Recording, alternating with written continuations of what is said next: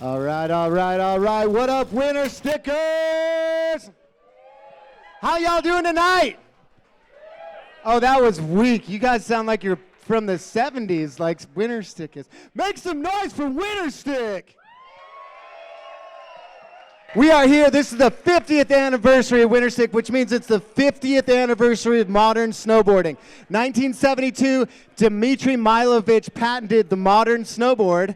And actually, it was November of 1972 that he got that patent filed, and then Winterstick Company started after that. So we're here to celebrate that. We've got some heads in the place that have been a part of snowboarding for longer than anybody on the planet, and we're going to bring some folks up. We're going to roast them. We're going to tell some stories. We're going to toast them. My name is Rob Kingwell. I am the brand manager for Winterstick. I also design some snowboarders, and I'm a pro snowboarder as well for them. I do lots of stuff. And more than anything, I absolutely love snowboarding. How many people in here love snowboarding? You my people, you my people. So one thing I'm going to do throughout the night, one thing I like to do, I like to say, is get everybody to chant along. So I say, long live, you say, Winterstick. All right? Can you do that? So I say, long live, you say, long live. Long live. All right, we got to get this party started. Right now, I'm going to kick it off with a managing partner of Winterstick, longtime owner Tom Fremont Smith. Come on up here. And then we've got our president, Mr. Rob Liu. He's the guy that actually builds half the snowboards. Rob Liu, come on up. Let's hear it for these guys. How you doing tonight, Tom? We got a microphone for you. So all my guests, let's turn that one on. If you guys can sit here and I'll just give you the mics, we're going to talk about, everybody's got about 5 minutes to tell something cool about snowboarding. Don't go towards the speakers over here. If it starts making noise, we just got to watch out for that. So, Tom, you've been with Winterstick for how long? You want to tell us about Winterstick now and how you got into it? Oh my God, so it's actually been 23 years since I've been involved with Winterstick. And I was just a ski bum in Crested Butte. I moved back to Boston, and I had a couple buddies I went to high school with, and they were rescuing an amazing brand out of bankruptcy. And I didn't want to be out of the ski industry, so I said, yeah, I want to help. So long story short, we reinvented the Winterstick into like a freestyle board and tried to build them offshore and whatnot. We decided that wasn't working. So fast forward, 7 years ago, Seth Westcott, our other partner, two-time Olympic gold medalist, fellow Carabasset Valley Academy alumni. We approached Sugarloaf and said, hey, you've got this great big old barn with a chairlift coming out of it. We'd love to put a factory in it. They said, okay, you guys spend the money to fix it up, it's yours. So since that time, we have been putting everything that we can into these snowboards so that we are not building something that is crap. We are building real handmade snowboards designed for you guys, for you people, because if you ride something that's off the wall, it's not something that was made by hand by these guys. And Rob Liu is our president and lead engineer, and he has taken what was a small garage industry styled snowboard factory and turned it into what we are today. So thank you, Rob. So, Rob, you want to talk about the future of Winterstick here and where we're going from here? Sure. Yeah, so I'm Rob Liu, current president of Winterstick Snowboards. I started at Wintersticks 6 years ago, sweeping the floor, volunteering. It just happened that I had a master's in engineering based around snowboard design. And so a year later, I ended up taking over as the lead engineer. And then a year later, Tom stepped down and I took over as president. So for the last 4 years, I've had the honor of kind of trying to uphold the legacy of Winterstick and making our boards better and better and better as quickly as we can. And so really we're trying to make the best handcrafted powder boards in the world, kind of innovate on the traditional designs that we have, the swallowtail, the round tail, and kind of continue to develop those, continue to develop our boards into what we all love, just snowboards. Thanks, Rob. So I might add, what we're doing back in Maine is awesome, and we're pretty excited about it. But this room full of winter stickers is what makes it all worth it.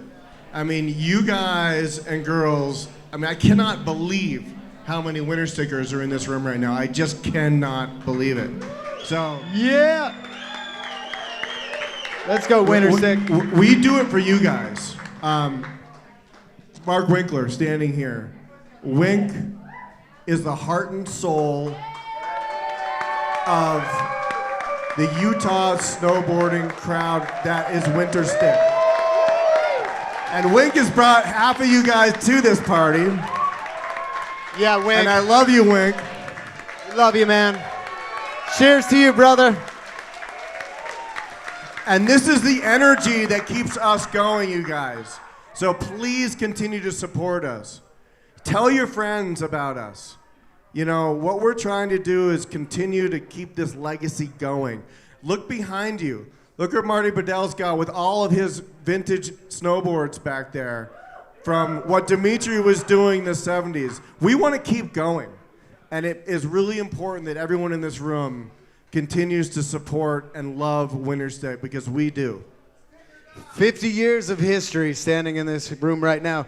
Thanks for coming up, you guys. We might really appreciate it. Tom Fremont Smith, Rob Liu, coming out. Let's hear it for me, guys. And it's kind of, you know, some of us come from the days, I've been snowboarding since 1987, so it's like, I was trying to do the math. 35 years, math is hard.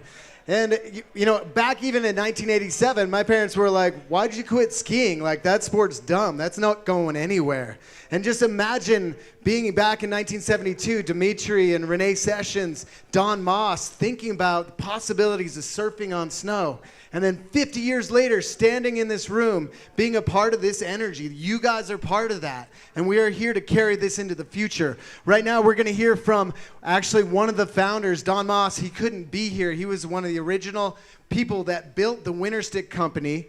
And he called in by Zoom. We got that video ready to fly over here. We got to move this stuff. But Don was the original graphic designer, along with Renee Sessions and Dmitry Milovich. And they're the ones that really started and founded this company. So we're going to roll that tape.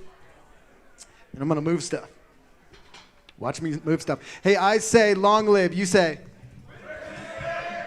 You almost did it. That was good. Nice work. So we do have the video. While we're setting that up, we could tell my story. So my story is I walked into the factory in Maine. I rode for a lot of different companies. I've been snowboarding and a pro snowboarder for a long time. I was on the U.S. snowboard team for 8 years. I won the U.S. Open, legendary Mount Baker slalom, all sorts of cool stuff. And Seth Westcott was like, hey man, you should ride for Winterstick. This is my heart and soul. This is what it's all about. And I was like, I don't know, man. That seems kind of sketchy. What are you guys doing over there? And he invited me back to the factory in Maine. And I walked into that factory and watched those guys build those boards by hand. And I said, this is where snowboarding lives. I love snowboarding more than anything else in my life. And to be in that factory and feel that vibe and what those guys are putting together now really brought me over. And that's why I work for Winterstick. So here we go. So we got Don Moss up on here, one of the originators. Let's hear it for Don Moss and all the founders of snowboarding. Greetings from New Hampshire. My name is Don Moss. I am on the back of the Winterstick brochure. That's me right there. I want to share a few thoughts and memories from the early years of Winterstick. From March 1976 through May of 1980, I worked with Dimitri and Renee as a partner in the Winterstick company. I met Dimitri through the mail somewhere around 1974 when I was 25. My dad had found a tiny article in Ski Magazine that described a new surfboard for snow. I had done some surfing as a teenager and totally loved it. I'd also done some skiing and found it was sort of okay. The article listed Dimitri's address for more information about how to buy a board. I wrote to him on my personal letterhead which looked pretty modern and slick. He sent me back a pale green copied sheet that described how he was making custom boards according to your weight and your ability. But who had ability? At the bottom of the sheet, he wrote a couple of words saying, "Nice logo." I wrote him back with a proposal that in exchange for one of his handmade boards, I would design him a Winterstick logo. He said yes. So in my spare time, I began making dozens of sketches of possible logos. He was very encouraging. After a few months of sending sketches, I decided to cash in some vacation time from my design job in Manhattan and go visit Dim and Renee in Salt Lake City. The three of us became fast friends, and I was super excited about the prospect of joining up with them to develop the new product. Dim was eager for me to try out a board, and luckily, there was some excellent new snow up near Powder Mountain. We squeezed into his tiny old Saab and drove to one of his secret spots not far off a side road. He got me set up on the yellow swallowtail, and I was off into 1.5 feet of totally perfect snow. I made a deep backside turn, then linked into a deep frontside turn, fell down, and I was deliriously hooked. After I got back to New York, I gave my 2 weeks' notice, packed all my stuff, and drove across the country. I think it was late March. The logo project wasn't going super great, but we did have a logo type that was looking pretty good. I found out that Dim had for weeks been making arrangements with the Powderbird guides for a helicopter trip and was lining up a cameraman and a photographer. It became super important to get the name on the bottom of the prototypes. I remember a very late night in April, laying out the type, cutting stencils, and spraying paint. When the early morning phone call came that they were going to fly, the boards were ready, a little tacky, but good enough. And that was my very fast beginning with Winterstick. When I came to Salt Lake, there was a lot that had gone on with Winterstick and Dimitri that I only figured out years later. A lot of what I'm thinking about is in the film April's footage, so you might want to take another look at it. Woven into it are many of Dimitri's talents, insights, and hopes for the future sport. He knew that these two heli trips would be a rare opportunity to showcase what this sport of snow surfing could become. He had been building toward this for years. He was showcasing himself as the ambassador, a demonstrator of a sport that was to be fast, exhilarating, fluid, graceful, and unbelievably fun. In high school, he had trained on a trampoline and learned how to control his body in space. He studied martial arts and Tai Chi. And when he came to Salt Lake, he hadn't skied very much, but within a couple years, he made himself into an expert. And his acquired skill gave him credibility within the Little Cottonwood Canyon community so that he could be respected and understood for starting this new sport. Something else to keep in mind as you watch him hurtling down those snowfields is the bindings. He's standing on a board covered with broken glass, wearing hiking boots with a 1-inch wide elastic strap covering over the tops of his toes, maybe going 30 or 40 miles an hour. Think about that for a minute. What an extraordinary athlete. My 4 years with Winterstick were impossibly busy trying to figure out how to manufacture, finance, and market a new product. It was the hardest thing I've ever done. We were in the midst of another skateboarding boom, and years before, there had been the success of the Snurfer. It was the time for us to be doing what we were doing. It was the time for us to be doing what we were doing. 50 years later, it's gratifying to know that what we and many others started back then actually grew into an industry and a wonderful sport. I wish I could be there with you tonight and share more good stories and anecdotes from those early years. I hope you're all having an amazing weekend. So in closing, I raise a toast to Dmitry Milovich, Renee Sessions, and all of those riders and builders who helped us make the Winterstick into a remarkable experience that it was.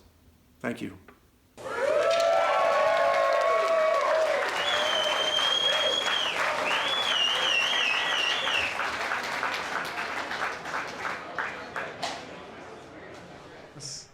There we go. Let's hear it for Don Moss, everybody.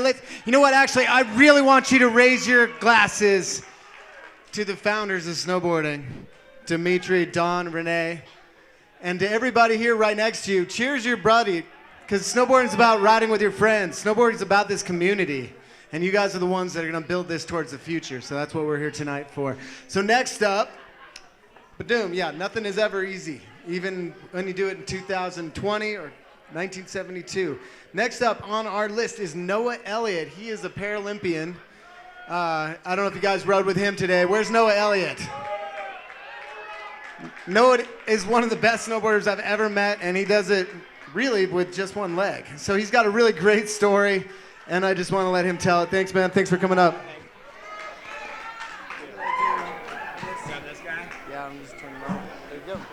Hello, right on. There you go. Hey everyone, my name is Noah Elliott. I am a Paralympic snowboarder, a gold and bronze medalist for Team USA, and I am also a father and a fellow Wintersticker.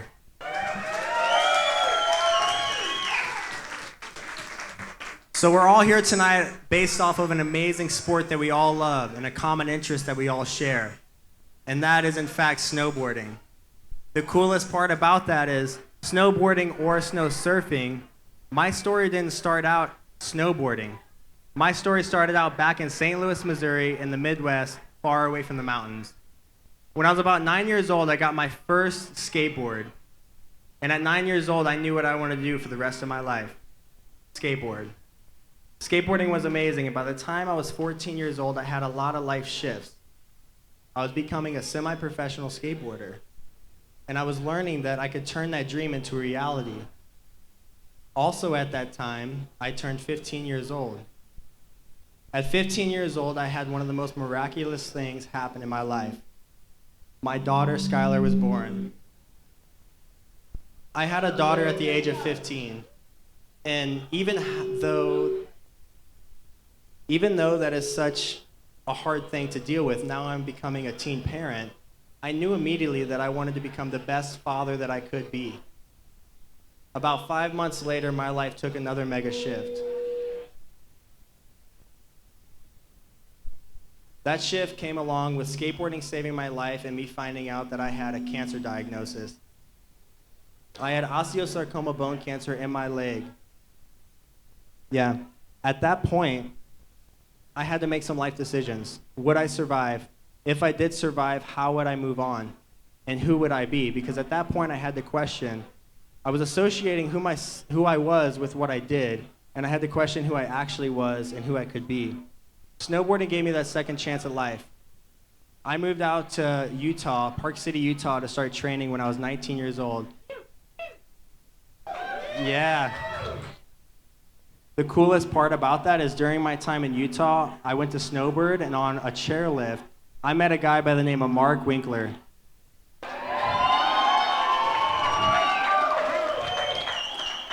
A legend in the flesh. I met Mark and he introduced me to Winterstick, and about a year later, everything came full circle. I was able to go to the Paralympics, I won a gold and bronze medal, and throughout the years I've been able to give the opportunity of winning medals, winning world titles, ripping with friends and my family, all on a Winterstick making memories. So I just wanted to say thank you guys so much for snowboarding. Thank you, Dimitri. Thank you, Mark. And thank you, Winterstick, for 150 years more of snowboarding. Hell yeah. Thanks, brother. So let's hear it for Noah Elliott one more time. He rips harder on one leg than most people do on two. I call him hippie robot, but he cut his hair. But he is a freaking passionate snowboarder, just like all of us, and it's just so incredible to watch him ride. Next up, a man who needs no introduction because we've introduced him at least 3 times. Mark Winkler, come on up and give us a... So we're gonna... Yeah. My brother, your brother, the heart and soul of Winterstick. And this is, you know, it's supposed to be like 5 minutes, tell a sweet story about Winterstick. We probably have hours of talking to do, but you got a story about Winterstick you want to tell us there, bud? You bet, and it's totally surprising. Dimitri read a letter to the editor in Ski Magazine. Dimitri Milovich from White Plains, New York, read a letter to the editor from Wayne Stovekin, the original snowboarder, the first snowboarder in print with Dimitri, 1975 Time Magazine. And Wayne Stovekin, that's who Dimitri gives credit as the first snowboarder, partnered with Dimitri on the patents. Dimitri's name came first on one patent, and Wayne Stovekin's name came first on the next patent. How many people in here know the name Wave Stovekin? Raise your hands. Look at that. Yeah. There's a secret history of snowboarding here tonight, and that's what we're trying to uncover in some ways. So here's the coolest thing is everybody gives credit to somebody else. But these two guys were surfers from New Jersey and New York, and they had one common idea. We're gonna surf on snow and rope surfer dopes. That was a sled. If you had a rope on the front of your board, You want feedback if you're way back. if you had a rope on the front of your board, you were actually hauling a sled up the hill and you just happened to ride down. But those guys wanted to make dynamic surfing turns, and they succeeded. They did it. There's some amazing stories. There's amazing people here. I was a 6-year-old kid when I came to Utah in 1972. Snowboard was brand new. I rode around Alta. Let's say I was maybe 10, 11 years old, and I was following Winterstickers around Alta. I've heard the history from Dimitri. I've heard him describe the first turns that he made at Alta in person with other friends. I witnessed the best skateboard and snowboard scene in the world at Rocky Mountain Surf Skateboard Park. Scott Estes, rest in peace. Mick Thewison, those are the guys on this Volkswagen Bug. This is their board. They were the first guys in Warren Miller's film, along with Troy Lindquist, rest in peace. The reason why I got involved with Winterstick and I'm doing this is because my brother Mick Woodworth sent me a message and said, would you be interested in being an ambassador? I sent him a 2-word response, always interested. I was a Winterstick fan, a nerd, a grom. I love the history. And that changed my life. I met and rode with Tom Fremont Smith. I met Seth. I met Noah. And Noah's a disabled snowboarder. I'm a disabled snowboarder. This leg right here, I can't feel this foot. And I learned how to ride again. And Noah inspired me. I'm telling you, the reason why I'm here is because you're all snowboarders. We're all Winterstickers. Hell yeah! I want you to hear the truth. This was the first skateboard and surf-based powder snowboarding company in the entire world. And my best friends, the pro riders, the factory workers, the money men, the company backed up that idea. And I just need friends like you to ride the boards and back the product. It's the best in the world. I hope you have fun at Pall Mall. I hope you have fun here. I love you all. I have so many people to thank. I'd like to thank Cass for all the shots. We love you, Wink. We had so much fun. Let's hear it for Mark Winkler. Wink is right up here. Thank you so much. How many people have been inspired by Winterstick today? Who rode boards today? We did free demos all day. We got free demos all day tomorrow as long as the wind doesn't blow our tent down. Please get on one of boards for sure, because at the heart and soul of this is you being part of the mountain, and we're hoping to give you a great experience on our boards. Next up on our list, a man who truly needs no introduction, Mr. Tom Burt. Tom's an owner at Winterstick. He's been around forever. You want to tell us a story? Oh, sure. Best I can. So for myself, I have to say, Winterstick was what started. I grew up in Lake Tahoe, North Shore of Lake Tahoe, and there was no snowboarding. And there was only what all my friends who I grew up with, which would be Terry Kidwell, Bob Klein, Alan Armbruster, who were all the early days. They weren't snowboarders, they were stickers. Because that's all we did. We went sticking, we did not go snowboarding. There was no such thing as snowboarding at that time. Only sticking. And that's basically what it is today to the crowd that knows and always just goes sticking. I have a hard time with the word snowboarding, personally, because that's where the heart and soul came from, was riding a winter stick, and that's what came into my life there in the late 70s and early 80s. I have to blame Bob Klein, if anyone knows him. He's been a lover of the sport forever. He showed the Winterstick movie in my 9th grade history class. Indoctrination. So Indoctrination. In the 70s, my history teacher loved snow sports, and he let him show it to us, and we all skated together. Again, most of the people in here who started riding on winter sticks, they all skated. Somehow we all have like this similar background in our world. It's like inter connection between surfing, skating, and riding a winter stick. And so that's pretty much my heart and soul. I've been part of it. I love to snowboard. Still today, I'm on the snow at least 5 days a week in the wintertime, just because I love it. Yeah. And it's so much fun to meet people here in Utah who I had not got to meet over the years, and see faces that I've seen. It's just it's been a wonderful frickin' time. I've spent a lot of time promoting this world of riding good snow around the world, and I still continue to do it today. I'm one of the few people who can still say that I'm an athlete with like 40 years of being a professional athlete, and I appreciate everything everyone does out there. And I have so much fun riding with whoever I rode with today, because there's a lot of faces there yesterday, and I look forward to riding with people tomorrow in fresh snow, and that's what I'm stoked about. And thank everyone for showing up, and I'm excited to continue to meet and talk to people out here. Let's hear it for Tom Burt, everybody. Hell yeah.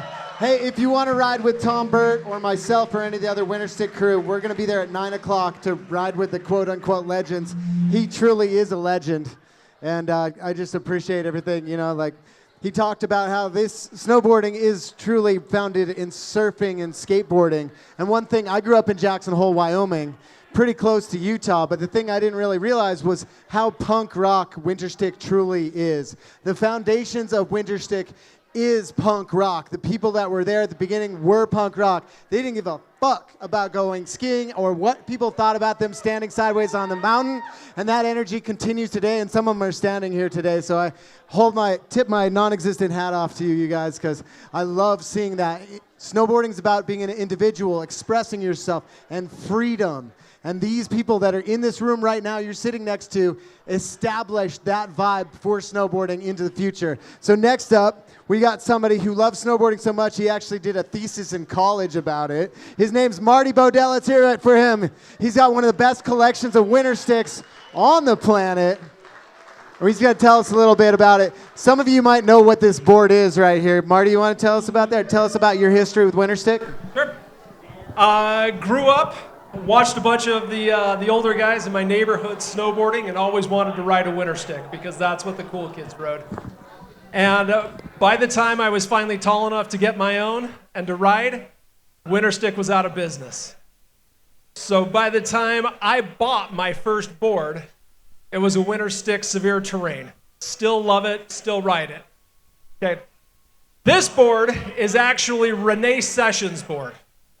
This is her personal board from when the Winterstick team went to Europe, and it is carbon actually. And you can still see the Les Arcs sticker that she left up there on the nose. Okay? Renee was integral in the history of snowboarding, And I was introduced to her actually by Dimitri. I was introduced to Dimitri by just cold calling his number out of the phone book. Finally got his number, finally agreed to sit down and talk to me for a couple of minutes. And our 15-minute, I promised him 15 minutes, and I said, I won't take any more of your time. The conversation lasted for 4 hours. If anybody, those of you that know Dimitri know, he's all about the technology. He's all about how to make it better.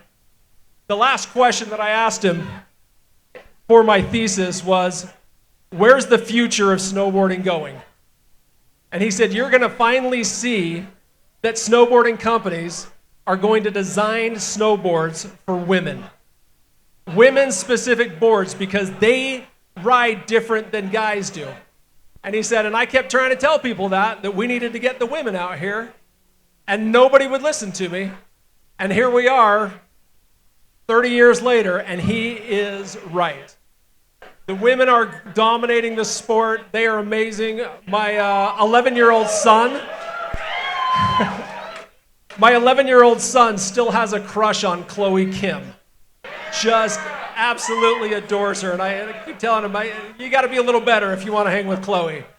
But I want to thank you guys. And those of you that have any winter sticks, if you want to go back and swap stories, it's been fun to talk to some of you guys that have pressed them.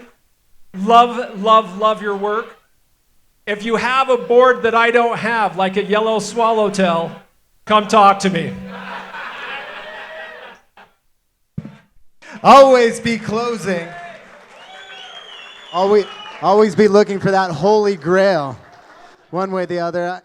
There's a lot of collectors in here, and the one thing about Winterstick, I think there was only about 1,000 boards that really ever got pressed in the early days, like the one that Marty's got. And so it's just really special to have one of those boards. If you got a chance to go check some of them out, Marty's got some of the most special ones you could ever have.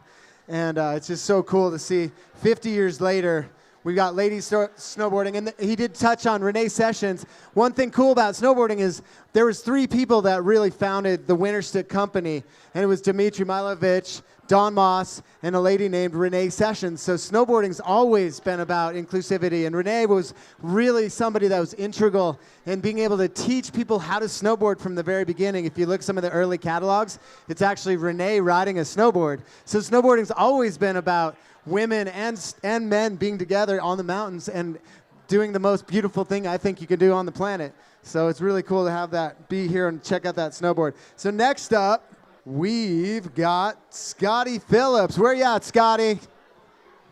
Scotty Phillips. Also in the back, you guys, if you can, keep the talking down a little bit. Some of the folks can't hear in the back just because we're chatting a bunch. I know we're going here. We're trying to keep it interesting, and we got one of the most interesting men in snowboarding, Scotty Phillips in the house. Let's hear it for him, man. So, Scotty, what's your history with Winterstick, and where are you coming from? Yeah, I'm old, and that guy over there went on his mission, and I got to work for Dimitri after that.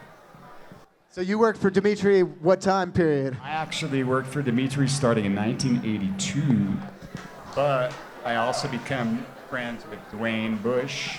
Just keep it close. And his brother Johnny. And I was the first employee they had, but it was more about windsurfing than snowboarding back then. Oh, wow. So next year celebrates our 40th year anniversary, where Dimitri's mast that he designed broke the world speed record. And that's pretty huge. That's super huge. So if you guys don't know, Dimitri was also a huge windsurfer. He was such an incredible designer. He went into designing wings. And 40 years ago, they broke the world speed record with a mast that was designed by the person. Rotating wing mast setup that is That's on incredible. John Florence's sailboat. So you basically grew up in the factories, what I heard here along the lines, and We were digging through his dumpster when we were like 14 years old. what did you find in his dumpster? In Dimitri's dumpster? We could do a reality TV show about this. Jeff and I found a board, lasted it back together, and that's what we learned to ride on. Jeff did a hand-shaped sugar pine core and glassed it, And that was his resume. And Dimitri said, come back when you're 16. I'll hire you. I want you in my shop. So Jeff worked there before I did. He went on his mission. And the rest is history. The And rest is history. you made a couple of the boards that were over here. One of the vintage, All the the minty green ones. and the purple ones with the wrinkly top sheet. Snowboards I made by hands right here, this guy. And Jeff made all the blue ones and yellow ones. The blue ones and the yellow ones. And Jeff is here today as well. He's holding the red board. That's pretty cool. Smile and wave, Jeff. Smile and wave, Jeff. Thanks for building Winterstick. So you have a gift, I think. What's this gift all about? This is for Tom Fremont Smith. Maybe put your book. 25 years ago, oh my God, it went by so fast. Dwayne became the owner of Winterstick because Dimitri had let the trademark expire. And apparently he had a conversation with them and it was all okay. But there's controversy about that. We don't know. Anyway, I'm still friends with everybody like I always am. And Dwayne wanted to make sure this bottle of wine went to the new owners in a fear of good sportsmanship, you know? Where's Tom Fremont Smith? Come on up here. Tom Fremont Smith. And we are going to open this wine because it's made by a really good friend of mine. And it's either bad or it's going to be really, really good. So Scotty was telling me about this bottle of wine here. 25 years ago, at the 25th anniversary, they made this wine, and they've it's a stored it poorly collector. since then. I mean, look at the label. It's got the swallowtail right on the front. It's got the Winterstick logo and everything. Tom Fremont Smith, you out there? Come We're on, gonna Tom. come We on need back you up down here. Or Rob Lou, you want to come up and be bequeathed the wine of the ages? Yeah, and I thought there was a bunch of different owners between. Oh, there's Dwayne Rob and Lou's you going to come guys. back up. But apparently. Rob Lou's our president. So, That'll work. from one owner to the next. Winterstick. So stoked you're Woo! keeping the dream alive, you know? I'm stoked to be a part of it. Still, it's nice to be recognized 40 years later. Thanks, man. I'm barely able to walk, but I can still snowboard. God bless you Yeah. all. Cheers. Let's hear it for Scotty, everybody.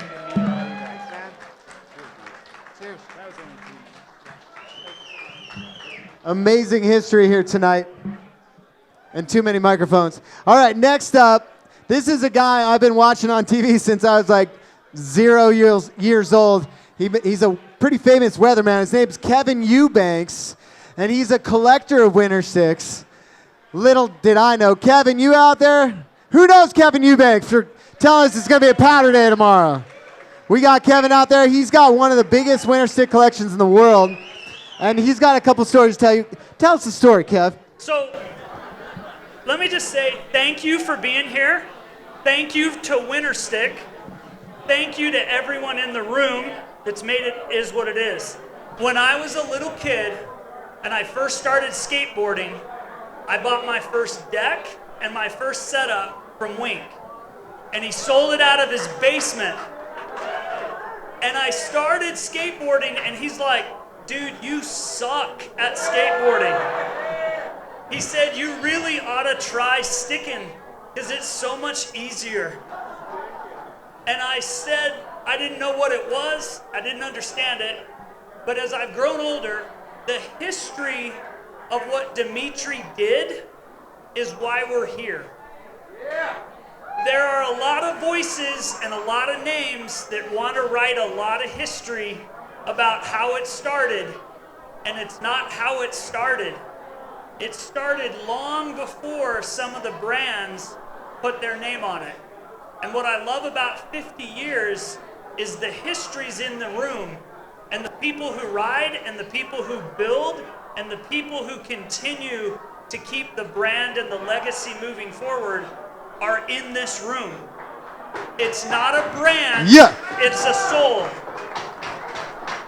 And so, from the littlest guy to the room, thanks to Winterstick, thanks to everyone who made it possible, thanks to everyone who collects the history, but more importantly, thanks to everyone who rides it. Now, this is the deal. For the next 12 months, when you buy a Winterstick snowboard, I promise you each get a foot of fresh powder. That's guaranteed. Powder guarantee right there. Buy your board, ride the powder. Ride the powder. Hey, I got one other question. Why do you collect winter sticks? Why is it important to have this history here? Again, it goes back to too many people trying to rewrite the story of how it all started. It's hard to tell a story without the history that goes with it. So when you pull out a catalog or you pull out an original stick from 75 and 78 and 80, before any of these other factories were putting anything in the market, and you show a picture of Dimitri at the first resort in Utah to allow snowboarding, which was Alta in Little Cottonwood Canyon. It's history, boys. You can yell all you want, but it's history. Those are the stories. That's the truth. So that's why we collect. That's why we try to preserve, is to try to educate and help people know. Absolutely. Thank you so much, Kevin, for coming up.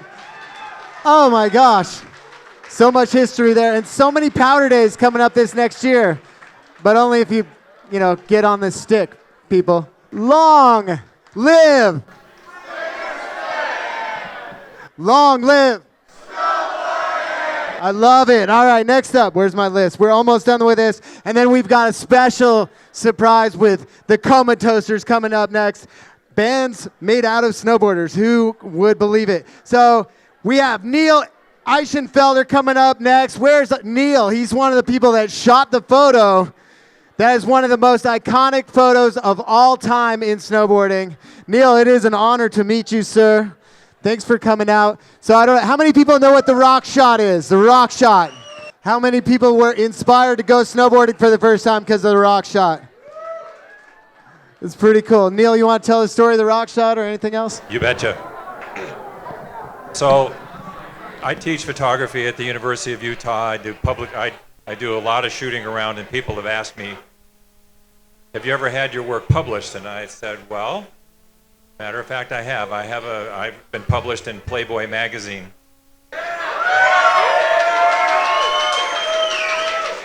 And they all dropped their jaw. And I said, not that kind of picture. I've got a picture of Winterstick in Playboy magazine. February 1978. Look it up. Snowboarding's better than sex, I swear. So anyway, going back a little farther, I started working at a camera store 1973, and there was this guy that kept coming in with all these really cool pictures of something that looked like a snowboard, but it was smaller. And I finally asked him, I said, what is that? And he said, it's a Winterstick. And I said, really? And he said, yeah, it's like a surfboard for snow. And I said, cool. And so he would come in over the years. I remember when he brought the pictures in of the computer-enhanced little spikes that stick up on the deck. He was so proud of that. And so time went on, and one day I said, Dimitri, because I fancied myself a ski photographer, that Dimitri, you ever want to get a picture of you using the snowboard? I would love to shoot it for you. And he goes, oh, okay. And about 2 or 3 weeks later, he said, can you be a Wasatch Powderbird Guides at 8 o'clock tomorrow morning? And I said, you bet, I'll be there. Now, I didn't own a camera that could do the work, so I had to borrow one from a guy that was not the best guy in the store. But he loaned it to me, and so we loaded up the helicopter, and we flew up over between Snowbird and Solitude, got a bunch of big, wide open snowfields. Beautiful day. And they said, yeah, you're going to do 3 rides. And I said, 3 rides? I mean, we'll be done by noon. No. So I did the first 2, and on the second run is where the one in Playboy came from.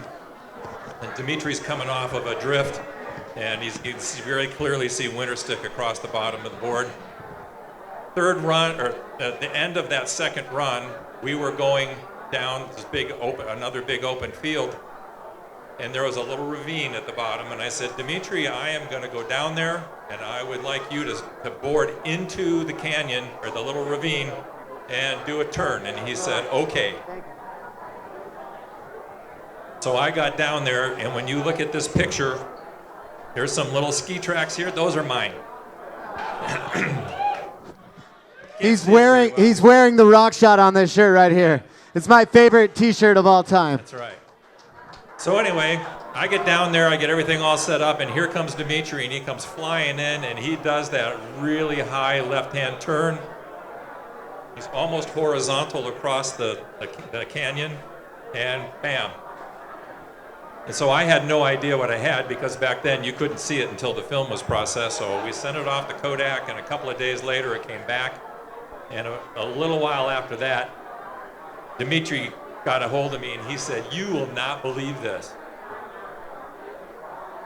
The rock shot. And it has been the rock shot ever since. Woo! It was a great experience. Yeah, Okay. All right, so I'm thinking I'm on top of the world. I've got a picture that's ski magazine, quality, everything's great. About 2 weeks go by, and Dimitri says, are you ready for round 2? And I'm going, cool, let's do that. So we get back in the helicopter, we fly up into the top of this really huge bowl. There's a cornice probably about 10, 15 feet tall. Dimitri says, I am going to launch off of that cornice, and I want you to get a picture of me. And Don Moss had an Aeroflex 16 millimeter movie camera that shot slow motion. And so he was on one side of the landing zone, I was on the other side. And we said, okay, let's go. And Dimitri comes flying off, and he lands almost on top of Don. And you hear this big crack, and the snowboard just broke in half. And so we're sitting there going, okay, that's the end of that day. But how are we going to get Dimitri down? So we talked about it for a minute, and I said, why don't we do this? Dimitri, why don't you just stand on the back of my skis, put your hands around my waist, and we'll just ski down. So here he is, holding on the broken board, standing on the back of my skis down, and the helicopter came and picked us up. So anyway, those were my 2 days with Dimitri.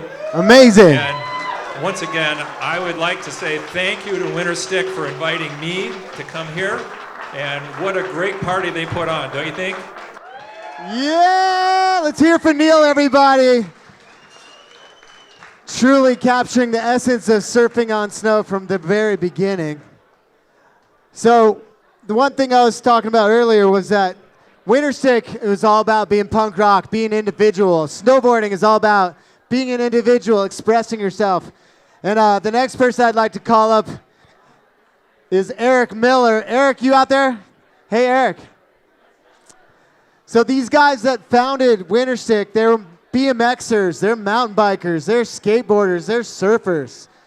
And they're out there pushing the limits back in the 70s. Almost before I was born. Eric, you want to come up and say something? Come say something cool. Tell us about Dimitri. Tell us about snowboarding in the 70s. Let's hear it for Eric Miller, everybody. You okay? Just for 1 minute. If anything, just to be like, thank you for inspiring us, man. Let's hear it for Eric Miller. They are a snowboarder through and through. And every time I come here, I'm so happy to see you. Yeah. So happy. You want to say something about why do you love snowboarding so much? Well, I want to thank you because when I was up here 5 years ago and we were riding on the mountain, it's the second time I'd ever ridden at a resort. I hiked for every turn I ever got. You know it. And I was flailing all over the place, and Roger and Troy, who's gone now, everybody dusted me. And you and your girlfriend, I don't remember her name, picked me up on the mountain. And I was having a hard time and lost because I'd never been here before. And you rode with me for several runs and talked to me and made the whole day just like awesome. So thank you so much. You're very welcome. They actually told me we're riding up the lift. They were riding this really old board. How old was the board you were riding? Well, I was on a demo board that day. At that point, but until that day, you had never ridden a modern snowboard besides the Wintersticks. No. I had one of the big 170 roundtails that I rode on some bulletproof up in Jackson one time, and that was my other mountain, resort.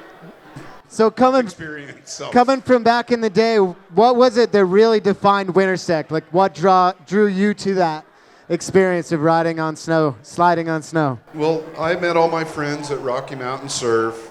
There's a couple of them here tonight, and I started riding in '79, and it just came a thing. My board's over there somewhere. I bought it from Thusen in, I think it was '81. It might be unique. Amazing. And you'll hopefully see the movie later. And so I love the whole thing. It was all about the powder, and it's so different from riding on a resort. It's just. Who likes powder in here? Raise your hand. Who's gonna ride powder tomorrow? That's all of us. Thank goodness. I hope to do that, and so you'll see kind of part of me in the movie later. And I think Winterstick and all those people out there that hiked for their turns. Thank you. Thank you.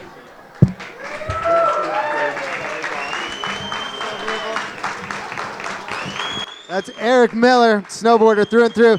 So next up, are we showing them the film right now?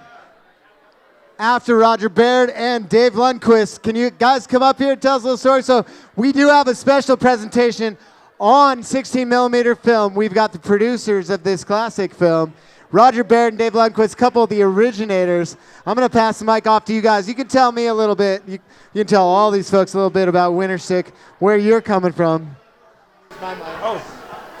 Hey, thanks for inviting us.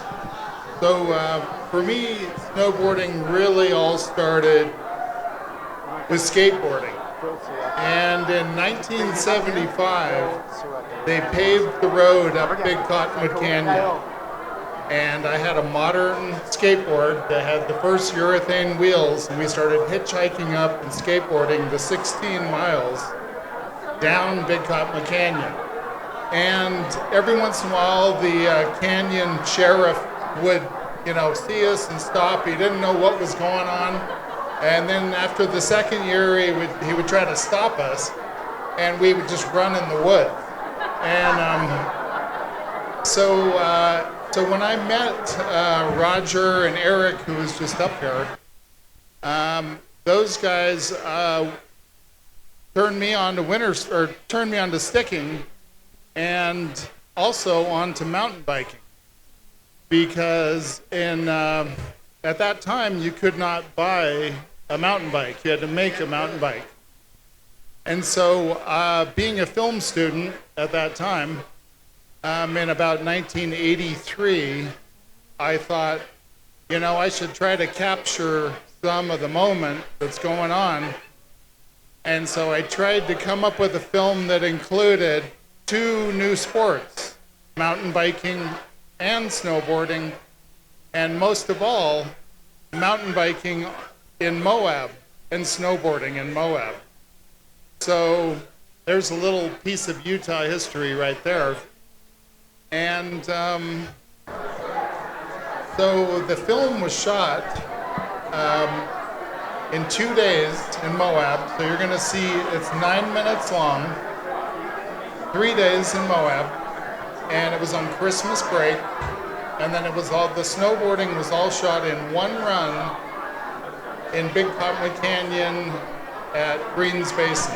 What was the year that this was shot? 1984. 1984. So let's hear it for these guys, founding fathers of snowboarding.